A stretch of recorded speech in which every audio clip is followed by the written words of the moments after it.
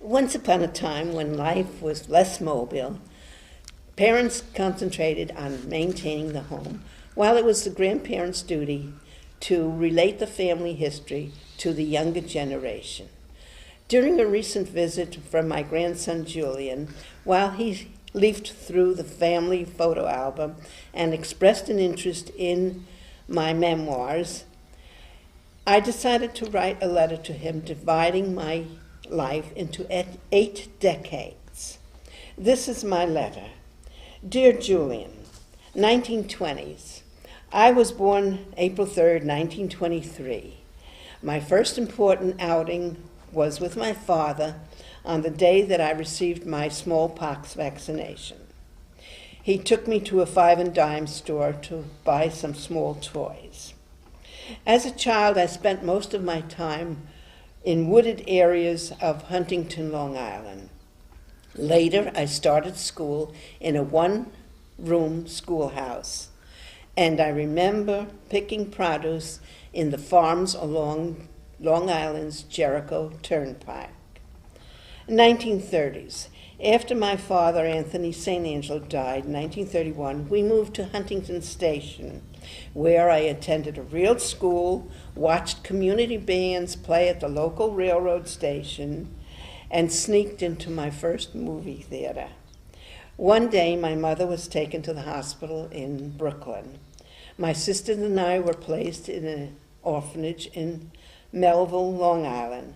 About a year later, my Uncle Ben rescued us and took us to Ridgewood, New York. In 1940s, while in high school, I remember weekly visits to the New York World's Fair of 1939. Upon graduation, as a clerical worker, the only thing I really remember about that was the vacations we took in Pocono Mountains. In September of 1943, when the United States entered World War II, I volunteered for the women's branch of the Navy and served as a WAVE, which stands for Women Accepted for Voluntary Emergency Service. I went through orientation at Columbia College in the Bronx and yeoman training at Stillwater, Oklahoma. I was assigned to duty in Philadelphia and then New York, and was discharged in 1945. My next job as a secretary in a textile exporting firm, I met a Cuban buyer. We fell in love and were married in 1948. On Thanksgiving Day of 1949, my daughter Rita was born. In 1950s. In 1950, I moved to Havana, Cuba as a new mother. I also started my college career, and in September 1951 at the University of Santo Tomas. After earning my BA in 1953, we moved back to Brooklyn, New York. In March 1954, my studies at Columbia University were interrupted by the birth of my second daughter, Renee.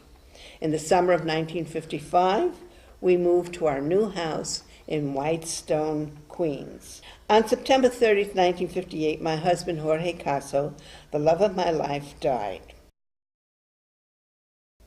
1960s. After selling the house in Whitestone and spending the summer of 1959 in Cuba, my daughters, Renee, Rita, and I relocated to New Hyde Park. I was awarded a scholarship to study in Spain. In Spain, while I attended the University of Madrid, my daughters were enrolled in the American School of Madrid. This was when we fulfilled a lifetime dream by traveling through Spain and Southern Europe. When we returned to New York in 1965, we traveled through the United States looking for colleges for Rita and looking up old friends. 1970s, except for a couple of trips to Puerto Rico and a Caribbean cruise, I supervised home improvements and dedicated myself to the family.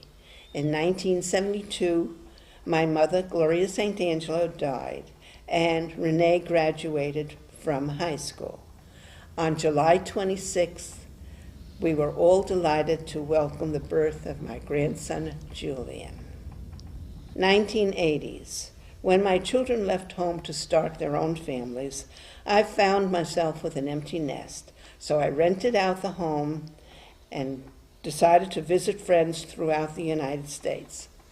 I joined a senior citizen group with RVs and traveled through Mexico for 3 consecutive winters.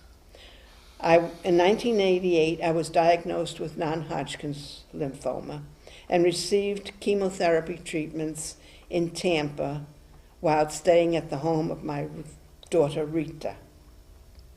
1990s. I dedicated myself to home and family and became active in the Girl Scouts. I contributed articles to the neighborhood bulletin and embraced technology by taking some computer courses. I received my ultimate joy when my grandson Julian requested permission to set up his recording equipment in my basement.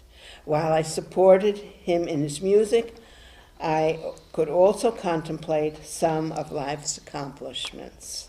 Since the year of 2000, I learned more about computers, and in this, my 3rd digital story at CCTV, I am creating a memoir as a video.